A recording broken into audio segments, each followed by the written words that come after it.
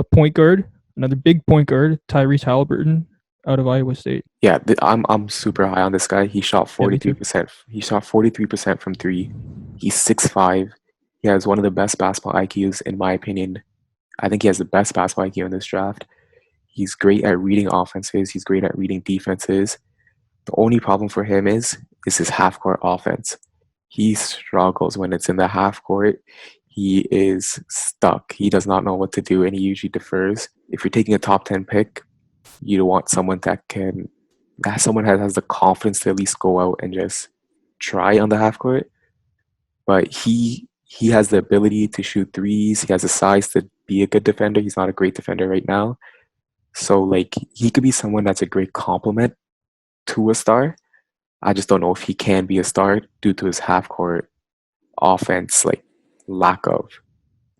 Yeah, so I think there are a couple reasons that he has not been a good half court ball handler in college. He's 175 pounds at 6'5". Hmm. Needs to add a lot more weight, obviously, to be able to attack the rim and affect the defense that way.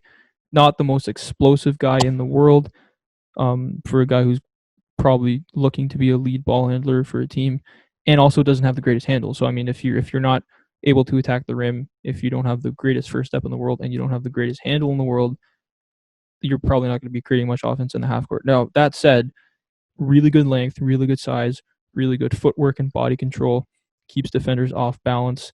Really, really good passing vision. Can run a pick and roll. Like even if he isn't able to break down defenders himself, he can run a pick and roll really well.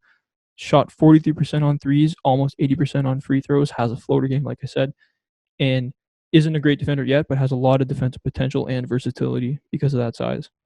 Yeah. And the person I compared him to was Alex Caruso. Oh, That's because he's just someone that could be kind of amazing in the fast break scenarios, but then kind of just be a nobody in half court scenarios. And he has a 3 point capacity where he could be just kind of a spacer, which Caruso is kind of struggling with. mm-hmm. But his defensive IQ and his basketball IQ should be up there with Caruso's, where he can get steals and he can impact the defensive end. And if he doesn't improve, like Caruso was a starter on a championship team, so that's still a big compliment.